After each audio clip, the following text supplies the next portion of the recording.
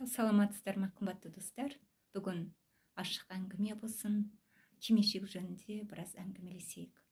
Негізі өзіме, өз басыма кимешек киген аналарды көргенде сондай қуанып кетемін. Өзіме ұнайды. Сізге қалай? Қазақтың кимешегін киген апаларды көргенде, аналарды көргенде қуанасыз ба? Негізі алып қарайтын болсақ, ақ кимешек киген аналарды көрген кезде өзіңіздің тілегіңізді айтсаңыз да көптеген пайдасы тиіп жатады дейді. Сондықтан да ырымдап, ақ кимешек киген аналарды көрген кезде өзіңіздің тілегіңізді де айта жүріңіз. Халыққа, елге, жерге де жақсы тілектерді тілей жүріңіз. Себебі көптеген тілеген тілектердің барлығы қабыл болады деп жатады. Мүмкін сіз қандай да бір тілек тіледіңіз, тағы бір басқа ана көріп басқа бір тілектер тіледі. Соның жиынтығы келіп жиналған кезде көп тілеген тілектер қабыл болады дейді. Сонымен қатар негізі мен ойлап қоямын, қандай да мейрамдар өте көп. Негізі кимешек мереке күні болса қазақ елінде деген кимешек күні деген сияқты, баяғыда бауырсақ күні деп те жазылып тұрған бір нелерді оқып қалған едім. Сол сияқты кимешек күні болса. Негізі алып қарайтын болсақ, болашақта негізі өз басым ойлаймын енді. Сіз қалай ойлайсыз?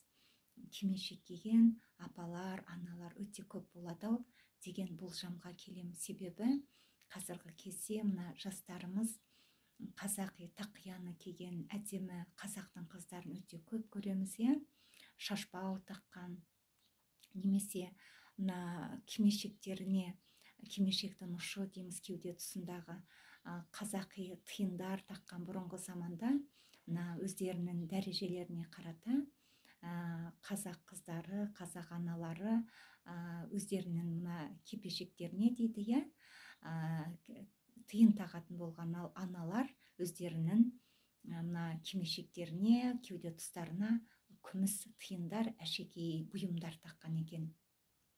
Ол мына кеуде тұсы әйел адамның ең әлсіз жері деп айтып жатады. Сонда мына жабық тұрсын деп жел соққан кезде ашылып қалмау үшін сондай мына кимешектер, күміс теңгелер таққан кезде, күміс әшекейлер таққан кезде қорған болып тұрады екен. Сонымен қатар алып қарайтын болсақ, негізі мына кимешек киген әйел азаматтарды көрген кезде өзі қандай да бір жақсы бір қуат келетін сияқты болып маған өзіме елестейді. Негізі өзіңіз де байқап көріңіз. Негізі мына егер де өзіңіздің кимешегіңіз болса, тым болмаса үйіңізге келген кезде бір жұмадай болсын басыңызға киіп кимешекпен жүріп үйіңізде көріңіз, қандай өзгерістер болады үйіңізде, қандай береке келеді екен. Және де өзіңіз болашақта ойланып қарайсыз, кимешектің сізге әкелер пайдасы бар ма екен деген сияқты. Қымбатты досым, егер де сіздің жасыңыз біраз жасқа келген болса, кимешек кигеніңіз дұрыс па деп мен ойлаймын. Әрине өмір сіздікі, таңдау сіздікі. Бірақ та қазақ аналары болғаннан кейін негізі кимешек киіп жүрген дұрыс деп мен өз басым ойлаймын. Сау саламатта болыңыз. Сізбен бірге болған Айжан Исламқызы.